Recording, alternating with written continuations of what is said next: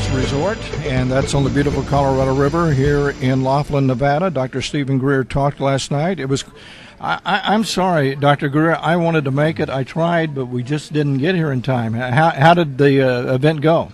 I'm sure it went great. It always does. Well, it was a great crowd, and we've met some very important folks who came to meet me here, who I think are going to help us move this whole issue further down towards the goal line. You mentioned issue, and let's introduce everyone. Of course, most people know about you and the Disclosure Project, but you've been doing a lot of personal events the last year. You got a lot of things scheduled this year. Yes, well, of course, we've always had the CSETI project, the CE5 initiative. Right.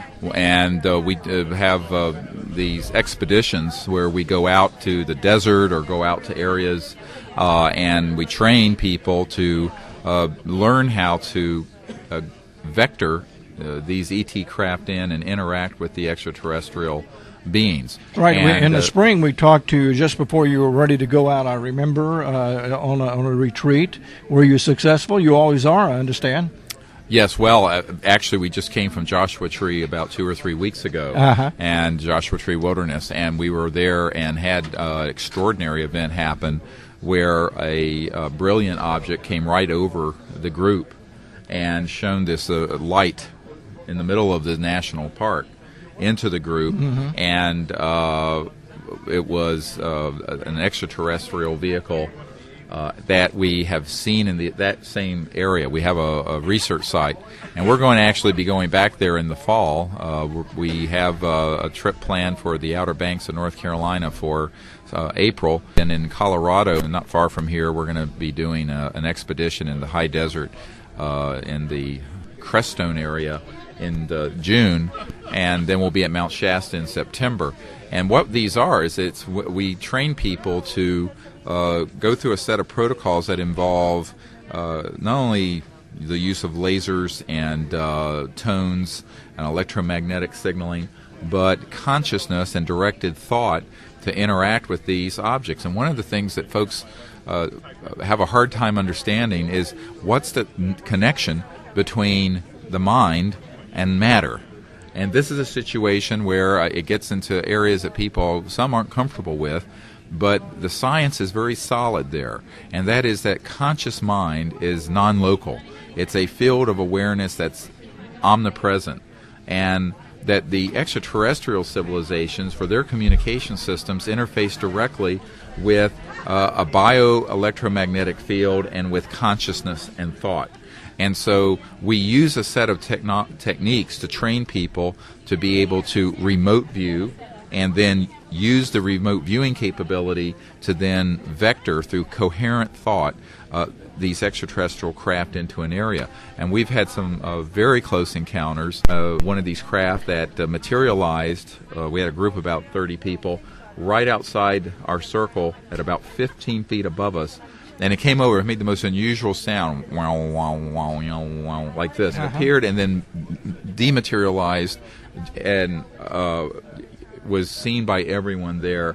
And we are continuing to have these sort of encounters and train people to do it, because I think since there have not been adequate responses from governments around the world, and the response that there has been classified and often hostile, we, the people, have to say we're going to be ambassadors to these visitors. We need to acknowledge they're here.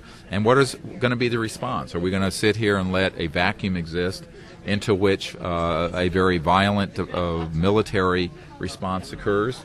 Or are we going to step up to the plate and become ambassadors from Earth to these visitors and try to reach out to them? And that's what we're doing with the CE5 initiative. And that's the program that we have in CSETI. Yeah, I know you want to get into the other things, and we want to get more back to the contact with Joshua Tree and the exopolitical things that are happening. But you go ahead and tell me a little bit about some of the other activities you're having, and then we'll go back to those. One thing before we do that, though, Dr. Greer, it seems pretty evident. We've tried some experiments ourselves, and other people have as well. It seems that if you're looking for something to call up, sometimes it happens. And I guess you've really honed this in with these little clinics. So they can see a UFO. Yeah, when the interest is not in seeing one, because they want to see one. We have plenty of videos and photographs.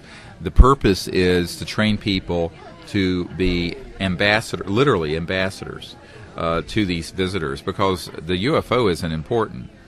Most UFOs that people see aren't even extraterrestrial. They're alien reproduction vehicles made at Lockheed Skunk Works. We're interested in training people to understand that they need to be conscious ambassadors to these visitors for the purpose of universal peace and creating this early stages of a relationship between humanity and these visitors. That's our responsibility, and I think that that's what these training expeditions are really oriented towards.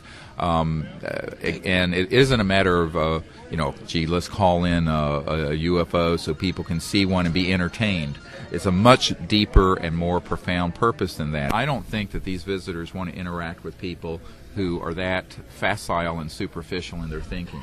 I'm convinced they want to interact with people who understand that we're at a time where we have got to move the relationship out of the shadows of these shadowy government projects into a more open disclosure, but also a more open and peaceful level of contact. And that humans have to take the initiative on this planet to reach out and welcome these visitors here. And so that's what we're doing. And it's a very profound change from the status quo. Most people want to go out and do a sky watch, and maybe they'll see one of these objects. Well, I don't see the value in that. Those have been seen hundreds of thousands of times, millions of times perhaps over the last 60 years. The question is, how do you take it from that to something that's now a relationship? And that is what we want to train people to do. And now at Joshua Tree, do you feel like you developed a relationship? Or? Oh, definitely. I mean, we have had not only these objects on the ground or hovering around the ground, but the extraterrestrial beings outside the vehicles interacting with us. Did that happen at Joshua Tree? Yes, sir. It absolutely is happening. Well, tell me about the extraterrestrial beings. Does everybody see them? I mean, are they there? Yeah, well, it depends on how fully they are in the three-dimensional. And you're talking about the beings themselves. The actual beings themselves. But, for example, at Joshua Tree in November, there were 4 of them that were completely materialized right outside the circle that the people saw, and were interacting with the group. When they interact, you're talking about some sort of communication, or what? It depends on, yes, there can be communication, there can be just a sort of a welcoming. A lot of times these things happen on the level of thought, but the actual presence is very physical and visible. So you can actually see them. Yes, and we have on our website at CSETI.org extraterrestrial communication that came into the center of our circle in Virginia when we were doing one of these expeditions just past October. And we of course showed that last night here, and it's fascinating. It was only visible with the infrared shot on the camera, but some people were able to see it as sort of a scintillating area that came in out of space and came right into the center of the circle and was standing there shimmering. And this was a device that's used. It's a conscious technology. And we have to understand that extraterrestrial technologies that go beyond the speed of light are involving areas of energy, you might call it, that deal with, the mystics would used to call it etheric or astral, but it's dealing with areas of science and technology that gets into the conscious thought realm. But they are physical technologies, and we actually were able to film one of these devices as it came right into the center of the circle, and it's quite an amazing bit of footage. Yeah, it certainly sounds like it, and they can see part of that on the website, correct? As far as your next meeting, when will that be? That'll be in the south, I think, and then in April at the Outer Banks. Mm-hmm. Although that is full, we can't take any more people. That leads me to the question: how do you qualify to get into one of these groups? There's an application, and the main thing is the intention of the person. To be there for peaceful intentions and unselfish intentions. It's a serious program. It is not, as I said, a sky watch to go out and watch the sky. It is a training for people to literally become ambassadors to these visitors, and for the purpose of being a bridge from the current state of humanity to the future. Last night in your the speech, I know you talked about the future, the next 500,000 years or so, I think, and what might be happening. Well, we're at this time in history where one entire evolution is closing and another era is opening. And the era that is opening is one, the hallmark of which is world peace and universal peace, and the development of technologies that enable our civilization to live on this planet for hundreds of thousands of years without the need for destroying the environment, and with enormous technological abundance for the entire planet. This doesn't exist today because this information and these technologies have been actively suppressed. A lot of people don't see the connection between the current state of the world, the war in Iraq, the geophysical crisis with global warming, as Al Gore would call it, the inconvenient truth, and the fact that this subject has been kept secret. This is the core of the reason for the mess we're in. The dysfunctional secrecy that was in place, and Eisenhower, conservative Republican, patriotic, five-star general, and he was warning this because he was stabbed in the back by these interests after he had had a meeting with extraterrestrial beings at Edwards in 1954, and he was not allowed. So you're convinced that happened? I know that happened. I have a document to that effect, and a foreign government has conveyed to me a first-hand person account from a person there with Eisenhower when it happened, and I have that document. So the point I'm making is that for 52 years, we have our leadership of this country and other countries have been denied the ability by an international cabal of shadowy and powerful interests who are ruthless to bring this information out. Now, what I see happening, though, and what I talked about last night, is that that's changing. There are countries around the world that are now working with us openly. Could you name one or two of those countries? I can't right now. Okay. But that these countries are actively working with us to disclose their information and files, get this information out to the public. You're going to be seeing a lot of this in the media in the coming months, and also to initiate a long-term contact with these visitors. And this is long overdue. We have been asking the United Nations and other countries around the world to do this for 16 years. It should have happened in the 50s, but this whole matter was hijacked away from us. And the world we have today is really, and all the dysfunctional environmental and geophysical and geopolitical problems we're having, is the sort of blowback, if you want to look at it that way, from the enforcement of a secrecy on this issue, because this issue is not just about the fact that we're not alone, and the majority of Americans believe that there's somebody hiding information about UFOs. We'll be right back with Dr. Stephen Greer. We have a lot of people here at the Convention Center at the Aquarius Resort Hotel on the beautiful Colorado River during the UFO Congress, and I want to get with Dr. Greer when we come back. I want to find out, you got a lot of people to come forward from the military-industrial complex, and I want to find out how that stands at this time. This is Jerry Pippin, and this is the UFO Files. It happened almost 60 years ago, but the debate still rages. Did an alien spacecraft crash outside Roswell, New Mexico in 1947? The most concise and complete series ever broadcast on Roswell, direct from Roswell. New programs added weekly. Check it out on the UFO Files on JerryPippin.com. It looks like it's about 8 or 10 miles west. Jerry Pippin, the UFO Files. We're at the UFO Congress here in Laughlin, Nevada. Dr. Greer, before the break, we were asking you about all your military and industrial complex secrets. You have people come forward. I know several people that how do you find these people? In other words, how do we find them? That's a very good question. We put out a call for people to come forward who are truly patriotic and who know that this secret has been managed illegally by rogue elements and that the subject needs to be known by the public, and that the technologies need to be known to benefit humanity.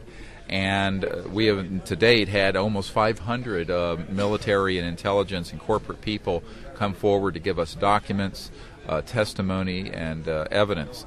And we continue to make that request because I think that it's only when a lot of people, when you have lieutenant colonels and captains and people who've been in and coming together from diverse eras spanning over 50 years, who are telling the same sort of events that have happened, and with documentation to back it up, it proves this to a skeptical public who have been told none of this is true. I think that's really important, is that there's not only security in numbers, there's credibility in numbers, and it has to happen. And we continue to ask people to come forward to do this. Dr. Greer, I always thought about that people coming forward on their patriotic duty, they wouldn't work. But I wrote a guy at the CIA that somebody gave me a name, and I wrote him and I said, I think you ought to consider it your patriotic duty to tell me.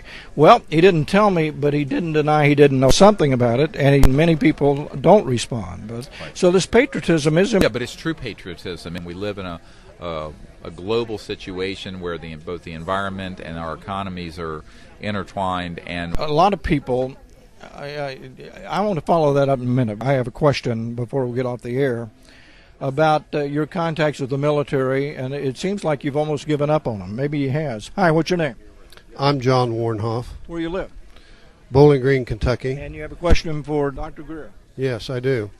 With respect to our future and what you've colored as our future, the potential we could have, what can we do in our respective communities? Myself at age 65, someone else who's here maybe at age 40, when we get back, accommodate these changes.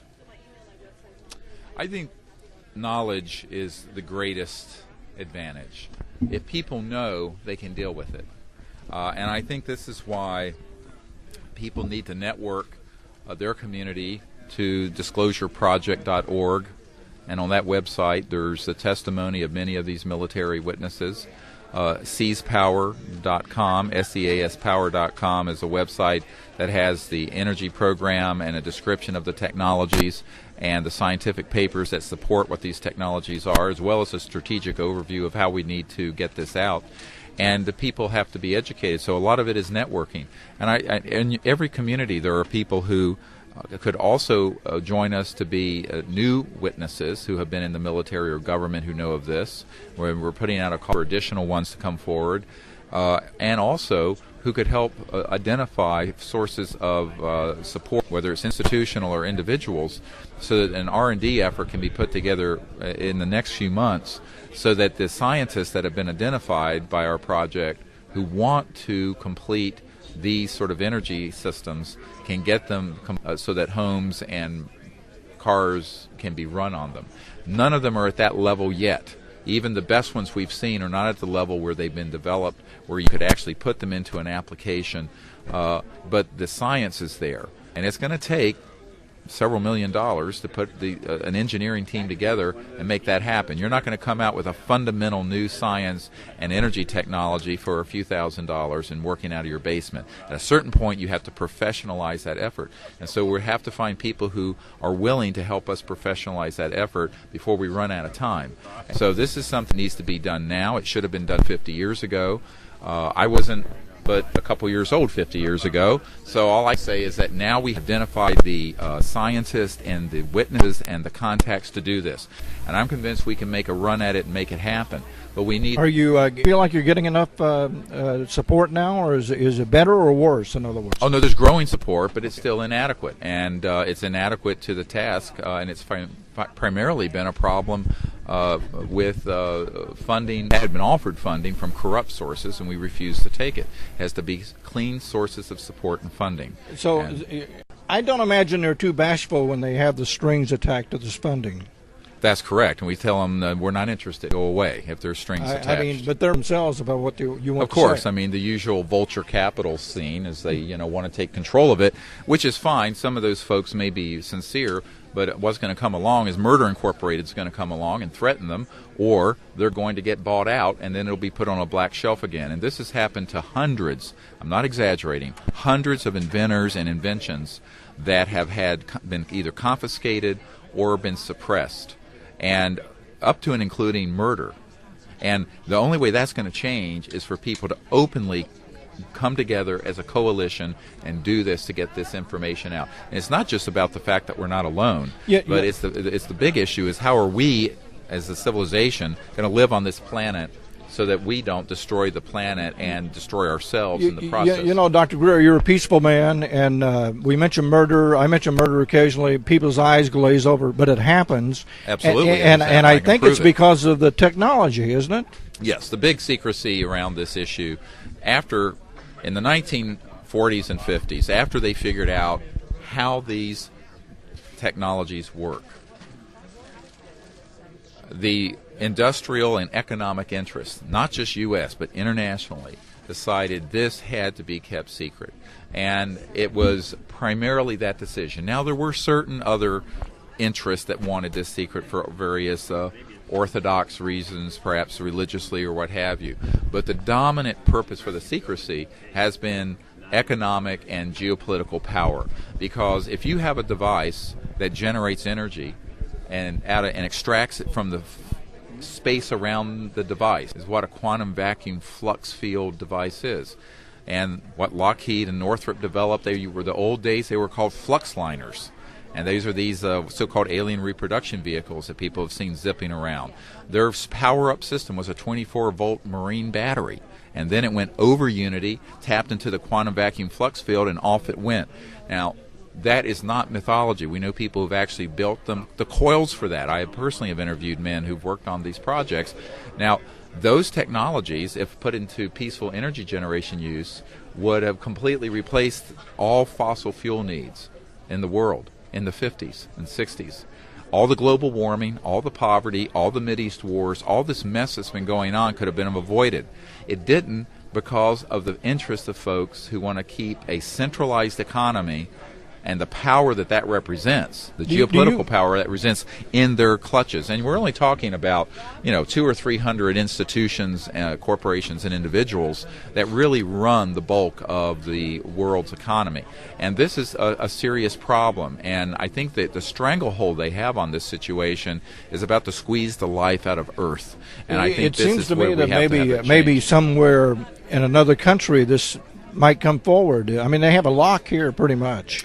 At disclosureproject.org, you'll see that in the disclosure book, we have a witness who described a project in 1960s, mid-60s, where the lunar orbiter that was imaging the moon before we landed was taking pictures, and that it was being into at Langley through a national security agency filtering system, and those images were in a facility, and it was an international group who were in that facility. It wasn't just U.S. So this, for decades, has been an international, transnational, paragovernmental effort that has been running these projects. It's not just the United States. And so people are mistaken when they say, oh, it's the U.S. government. Well, the U.S. government per se, most people in it, and often the leadership of the U.S. government. I have personally briefed sitting CIA director, members of the Senate Intelligence Committee, senior staff at the Pentagon, admirals and generals,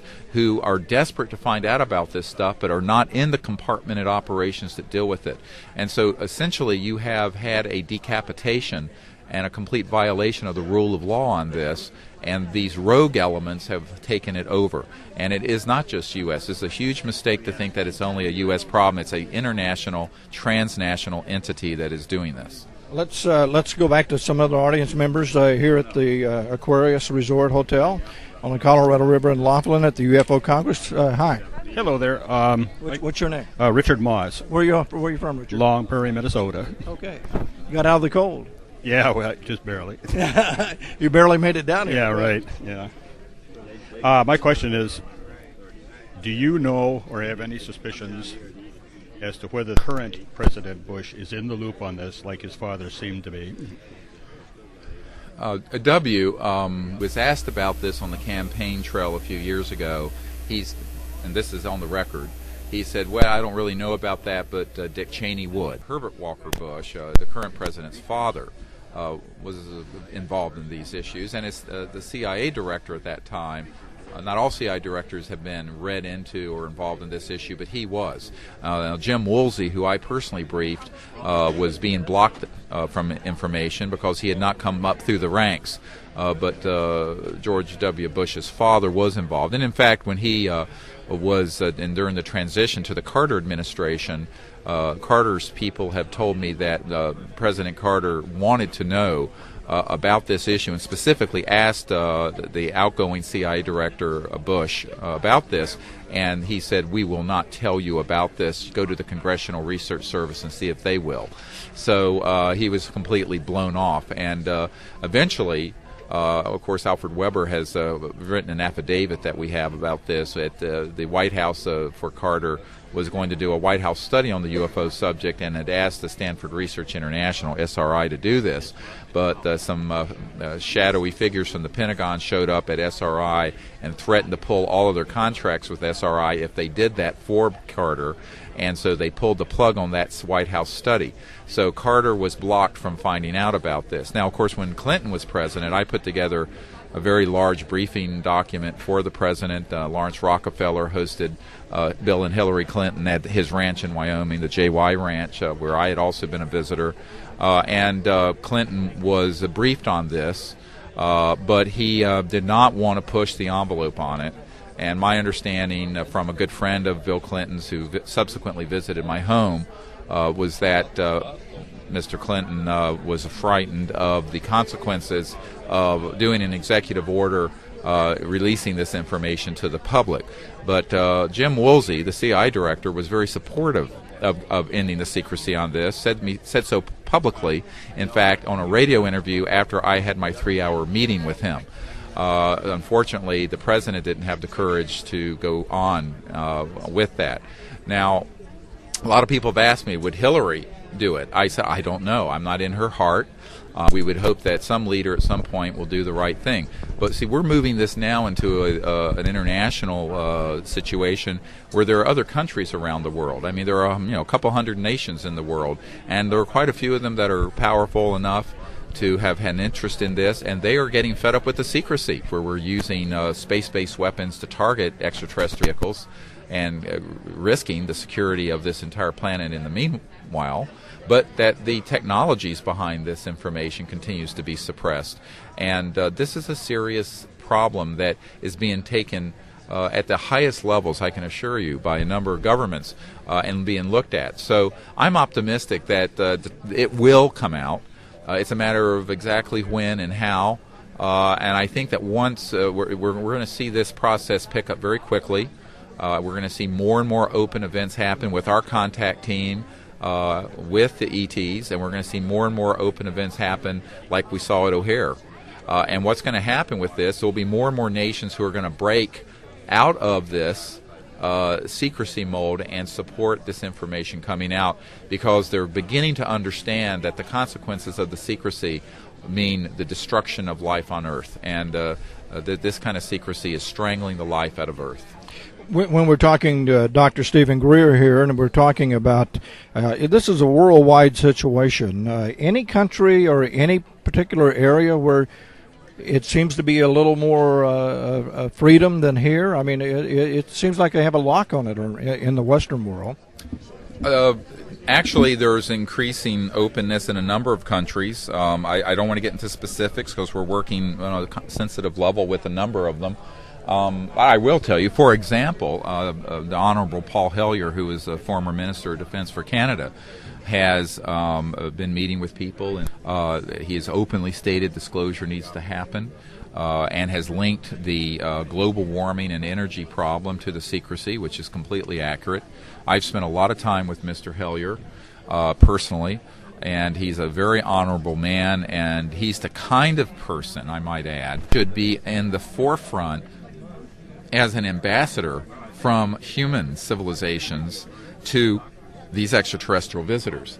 And, in my new book called Hidden Truth, Forbidden Knowledge, which is a memoir of all my experiences dealing with this issue over the last 40-some years of my life, I relate this account where I was with Senator Claiborne Pell, who was the chairman of the Foreign Relations Committee of the Senate.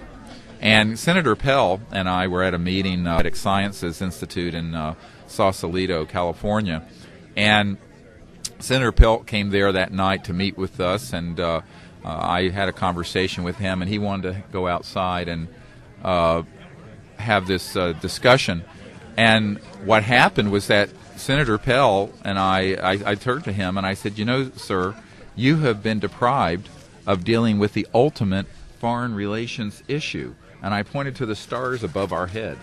And he looked at me through his horn-rimmed glasses and blinked and said, "Well, Dr. Greer, I'm afraid you may be right." And I said, "Well, I am." And it's not a laughing matter. And it was a very poignant moment, because here was this man who epitomized noblesse oblige, who was a very nonpartisan in his perspective, who was chairman of a very powerful Senate committee, and he personally told me and my wife that he has been interested in this matter for decades, but he has never been able to get any information through channels, even with his level of contact in the U.S. government, and that this was terrible. And I said, yes, of course, because the good people are always blocked from having this information, and we end up having, in a sense, the worst elements, who are driven by greed and power and violence, take these things over and have hijacked the human future. And I tell people it's time that we get the human future back in the hands of the good folks of Earth. Be right back, and we have a couple of more questions for Dr. Stephen Greer from the audience, and I have a few myself. This is Jerry Pippin. We're from the Aquarius Resort Hotel, and of course that's in Laughlin, Nevada, during the UFO Congress here. We'll be right back.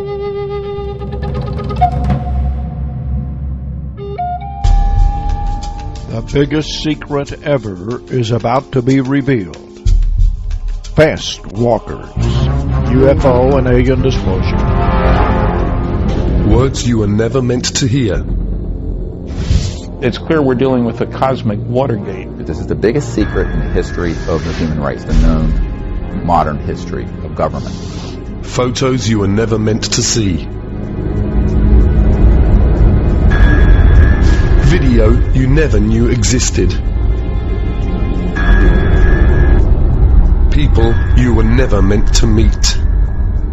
As Jack Nicholson would say, you can't handle the truth. Essentially everything that you would want to know has been covered up.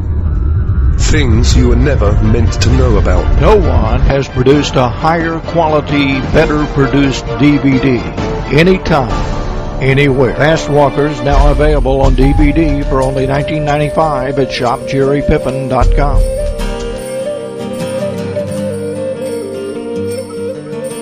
This is Jerry Pippin, and we're broadcasting from the UFO Congress. And Dr. Greer, we talk about the energy, the free energy part of this. In your communication and other people that you know who have had communications with extraterrestrials, do they have this problem too at one time or another? I don't know if they had a problem with this. Who knows what the histories of those civilizations has been. I don't have that information. I think that I can say that, as Colonel Corso related, when he had an encounter with one of these ET beings at White Sands, a Holloman Air Force Base back in the 1956 period, and this extraterrestrial life form was asking him to do something to help shut down some of the electromagnetic systems that were targeting them at that time. By the way, the crash at Roswell wasn't an accident. This was an electromagnetic weapon system that effected that in the 40s. But the ET, when Corso said, "Well, what's in it for me if I help you?" in kind of in a brash way, and he admitted that later in life as he got older and a little wiser. And the ET turned to him and said, "A new world if you can take it." And you know what I tell people is that was 1956. I was a few months old when that event happened, and I think, my God, here we sit over half a century later, still destroying the biosphere. And a lot of people don't think of this. every civilization goes through a natural course of technological evolution. But look around us. We may have high-tech electronics and fiber optics and integrated circuits, but the energy running these computers and lights and fiber optics, 57% of it's still coming from coal-fired power plants like we had in the 1800s. The internal combustion engine that's running cars and airplanes and what have you is late 1800s technologies. Do people really believe there has been no development of energy and propulsion systems in the last 150 years? This is ludicrous. And so what I say to people is that this is all about economic hegemony, centralized geopolitical control, has nothing to do with what's capable technologically or scientifically, and it is a very dysfunctional situation. And I think that until people recognize what the root of the problem is, this little inconvenient truth that Al Gore talks about, the big inconvenient truth is that there is a solution, but people don't have the courage to embrace the solution. Because I personally briefed senior officials who worked in Vice President Al Gore's office when he was the Vice President of the United States, and we asked him to take a leadership role into looking into this issue, because he had already written a book called Earth in the Balance, and he did nothing, and the Clintons did nothing. And here we sit 10, 15 years later, still burning up the environment in another oil war in the Middle East, our sons and daughters dying in Iraq, and it's a complete travesty. And the people need to know that at some point we have to keep these people accountable and keep them honest. Dr. Greer, we have another person with a question here. Yes, I'm Dr. Moskos from Greece. I had you on last year. Yes, and I want to tell you one information. Just I received a message that yesterday the ancient Olympia has fallen a disc. The police, the Air Force, and everybody goes there to take the wrecks. I don't know if it's correct because I have not crossed it. But where was this? It's the ancient Olympia, if you know Greece. In Bolivia? Oh, no, ancient Olympia. Oh, gotcha. Okay. Where the first Olympic Games... Right. 776 before Christ. Well, I don't think that it will be a lie, but anyway, well, I just have in mind, because you every week I know that you are doing. I get your gist. In other words, Dr. Greer, how long has this ET contact been going on? There's been encounters and sightings of these extraterrestrial vehicles for, I believe, thousands of years that can be documented. I don't think this is a recent event. However, what's unique about the post-World War II era is that there have been the development of electromagnetic weapon systems that have been capable of not only tracking but targeting these vehicles and causing them to become disabled. Yeah, now, this is there's a big misperception, and the skeptics use this. Well, how would they travel through interstellar space? Suddenly they're flying over New Mexico or the Amazon or Greece or wherever it is, and they crash and have a flat tire or what have you, or the equivalent thereof. Well, that's not what's happening. I mean, one of the Air Force guys I'm working with, who's a colonel, said, oh, yeah, we have systems not only in space but based on ground that are tracking systems that are slaved to these horseshoe-shaped electromagnetic pulse generators that completely disrupt, because these spacecraft are electromagnetic and magnetogravitic devices, and they have been used to target and hit them and cause them to crash. So it isn't that they have 100% efficacy at achieving that, but it's happened often enough that it's of great concern. And I know that many years ago, when the Boutros-Ghali family were Secretary General of the United Nations with Boutros-Ghali, and I met with Mrs. Ghali, Leah Ghali, about this, and she was very concerned that this could be happening, that this could constitute the greatest threat to the security of the world and to world peace ever in recorded human history. And I said, yes, of course, and this is not speculation on my part. I have a number of men who have actually personally worked on those systems and been present during a tracking and targeting of these vehicles. And this is a tragedy, because instead of that happening, what we're suggesting is that through the CSETI protocols, we're saying, let's set up a vanguard of citizen diplomats that are humans who say, we're not going to be hostile towards you. We're going to make open contact, and we're going to do this with the purpose of peaceful intentions. But we're also saying to governments around the world and to the United Nations that they need to take a leadership role in that. Because without that leadership, open leadership on this subject, there's a vacuum. And into that vacuum steps people who have a worldview that is directed towards conflict and paranoia and hostility and, frankly, ignorance. It seems to me that there's a certain element, and maybe the largest element, of the official military-industrial complex that would just as soon think they could take these ETs on. I think that there's a very small element actually involved in those operations. That's good to remember, hear. This is very compartmented. I know that when I was briefing the head of intelligence for the Joint Chiefs of Staff, and when I was meeting with the head of the Defense Intelligence Agency at the Pentagon on this, these were folks who were very senior flag officers who were being denied this information. In one case, I gave the Admiral the actual project code names and numbers that were current as of the 1990s for these operations. When he found one of them right there in the Pentagon, he was told he didn't have a need to know. And this is the Admiral who at the time was J2, the head of intelligence joint staff. So what I say to folks is that many of our military leaders and political leaders have been victims of this highly compartmented operation, and it's out of control. The whole situation has been out of control, and it's been spinning out of control since the 1950s. And so to get it back under control is going to require a lot of courage and a lot of leadership that has been lacking, and we hope that we're going to be seeing some of that leadership and courage coming forward soon. We have less than a quarter hour left with Dr. Stephen Greer. We'll be right back. I'm Jerry Pippin. This is the UFO Files.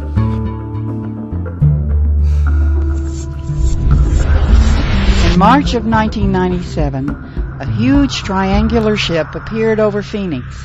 Thousands saw it, and even now, years later, Phoenix is a place of UFO intrigue, sightings, experiences. It just didn't look like anything I'd ever seen in my life. Hear about it on The Jerry Pippin Show.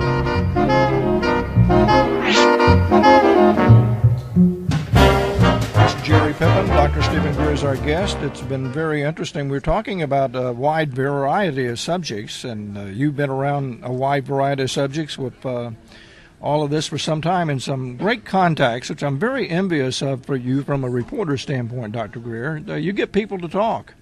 I guess they detect your sincerity, or what? What's the deal? Well, I think they know that the message that we're putting out there is the right one at this time. And they know we're sincere. They know we're in this for the right reasons, and they know that we're going to stand by them. When we were doing this and having a lot of these folks come together, they were frightened. I mean, to the point their hands were dripping with sweat at some of the early meetings where we got these folks together. But what they saw was that we were going to stand there with them, and they weren't going to be alone, and that we weren't going to put this information out until we could do it in such a way that it would have such a high level of credibility. And that's why they've come forward and continue to come forward. I think they also know, I think the governments that we're working with now around the world, they also know that, in a sense, the secrecy has overplayed its hand, that it's overextended its stay to the point that it's now becoming very obvious to anyone with any analytical capabilities to be able to see that we're having a civilization right now that's in deep trouble, and that there's no way out without a serious change in direction. It seems to me that the way you're going to break the energy crisis or control or the lock they have on this and get to what the ET technology is nature's taking care of that. It looks like we're in pretty deep trouble. We're in very deep trouble, actually, and more than they're telling people. And but there's the good news. The good news, and this is the message of hope, is that not only are the solutions already developed, but that the knowledge of how they can be applied in a way that's peaceful is there. This is a matter of people coming together and exercising their will to make the right choices and change things in the right direction. It isn't about worrying that everything has to go to a meltdown and that it's the end of everything. That doesn't have to happen. we have these solutions, and it's about coming together and making these solutions apply. And I want to point out that it's not just about the extraterrestrial technologies.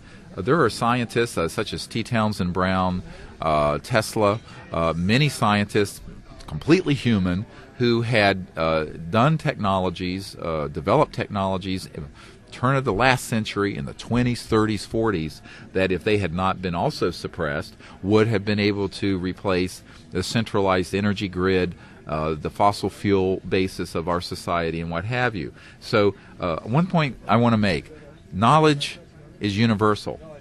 And it isn't as if the laws of nature are only can be unraveled from another star system. Humans have the capacity to understand these technologies and develop them, and they have. The tragedy is that they've been intercepted by interests, powerful interests, who don't want them out. But 99.9% or more of humanity would benefit from this. Now, of course, if you own $1 trillion oil field, this may not be the greatest news, but they've had their run and they have had their play. And it's time to now let another generation and another chapter of the human development take over. And the overstaying of the current paradigm, not only scientifically and technologically, but in consciousness and many other areas, is why the world is in such trouble. It is simply overstayed. And so we can make this turn and get back on track. And when we do, we're going to see ourselves with a civilization on this planet that will be global, interplanetary, peaceful, and high-tech, extremely high-tech, very abundant, no pollution, and the complete elimination of poverty and want as we know it today. And this is something that can happen in a generation. I'm not talking hundreds of years. This is completely doable, and that's why I think this information is actually very positive, very hopeful to people. Well, basically, to use an old slogan from the South, the horse is already out of the barn, so why lock the barn door? If you get enough people talking about this and demanding it, I don't know how they'll keep it secret forever. Well, they haven't kept it secret. It's actually hidden in plain sight. What's been lacking is a course of action. This is why, the Disclosure Project and the Energy Project that we're working, seizpower.com, is very action-oriented. It's enough describing the problem, and it's enough yakking about the solutions, so it needs to be done. So I'm an emergency doctor by training, so I'm not one of these psychiatrists, psychologists, yak forever. No offense to those folks at all, but I'm very about getting things accomplished, and that's what needs to happen. We need to have leadership and people who will come to, not just me, but people who join with us to effect these changes and make this a reality. And it's a lot of hard work. It isn't just about fantasizing about this. People have to actually walk the walk on this. It's not always an easy path to walk, but it's the path we have to travel if we're going to create a civilization here that is worthy of the destiny of the human race. Well, it sounds like a pretty good optimistic way to close the show, Dr. Greer. Our time's almost up. You have anything else you'd like to add before we put a wrap on it? Well, I hope people will visit us at disclosureproject.org and CSETI.org, and we'll see how they can help us. Whether it's through contributions or through networking new military witnesses or scientists who have technologies or sources of funding support or contacts to government officials. This is all about getting the word out and creating this big network and educating each other, and that's what everyone can do, and I hope they'll join us and help us with this task. You got any big news I can look forward to this year, a little exclusive or anything? There's a lot of big news happening this year. Okay, so we need to stay tuned. Stay then, tuned, huh? yes. Yeah, okay. Yes, Thank sir. you very much, Dr. Greer. Thank you. Glad to be here. This is Jerry Pippin. We're broadcasting from the UFO Congress in Laughlin. We'll be right back. I'm Jim Mars, author of Alien Agenda, the world's top-selling nonfiction book on UFOs. I'm here today to tell you one of the most fascinating stories I've come across in my career as a journalist. The secret of Redgate is that so many people in one small American community now know that there is so much more to the universe than what we see and experience in our everyday world. Save $5 this month when you purchase The Secret of Redgate DVD from shopjerrypippin.com. This film won the prestigious People's Choice Awards at the 2004 UFO Conference. The Secret of Red Gate will astound you. You will want to see it again and again. Save $5. Order it now, this month only, at shopjerrypippin.com. Secret of Red Gate, a Linda Cowan production. This is Jerry Pippin. We're at the UFO Congress. We have an interesting woman here, Kastara. Tell me about that last name. Parasava. You got a lot of vowels in there. Yes. And you say this name means something. Yes, it's based on and within the vibration of the sound current, and is my essence name, which is soul, if that's what you feel comfortable with. Now you, the reason we asked you to be on the show, you've actually had an ET language, is that right? Or yes, it's the universal language or intergalactic language, which is based on and within the vibration of the sound current of existence itself. And how did you come across? You can decipher it, right? Yes. And how did that happen? Well, a very special teacher came into my life by the name of Havar, and was not from this planet, but from the planet Vyareva, and came to teach those students who were willing to listen and learn. And where is this planet? What solar system or something? Do you know? It's a little bit beyond our comprehension, and our scientists haven't found it. Is it another dimension or something? Or is it just far away? No, it's just far away. Okay. It's one of the planets we haven't discovered yet. Now, your accent, where are you from? I'm from the United Kingdom, England. Okay. Yes. And you got interested in this when you had this contact, or were you already interested? I was always interested. I knew that my life, I had a mission, as a lot of us do, a mission to reveal truth and to learn and grow and become all that we're capable of being. Do you have the message? Do you have a message that you deciphered? Is that what the situation is? No, the individual known as Havar spoke our language. Okay. Can you read the message? And we've got to go. We're late. Yes, the message is that the method of living on this planet is about to radically change. In 50 years, this world will not look the same as it does today, nor will it function in the same way. Land will sink beneath the oceans, while other lands shall rise. The population shall greatly decrease in this progressive stages. This has begun and shall continue with acceleration with the cataclysmic of the land, and I'm reading this, and continuing for a period of time thereafter until stability is reached. All of this is necessary for the restoration of the planet. Okay. And it goes on. In other words, it's the Earth changes, and it's nothing to fear, but we need to learn about it and prepare. And each planet needs to do this for its own survival. Okay. Thank you very much for coming on the show. We're out of time. Thank you, Jerry. Okay. Thank you, Roberta. Bye-bye. With that, we'll close. This has been a show from the UFO Congress. Roberta Scott's our own location producer. Our tape editor was Jane Swartley. Until next time, cheers.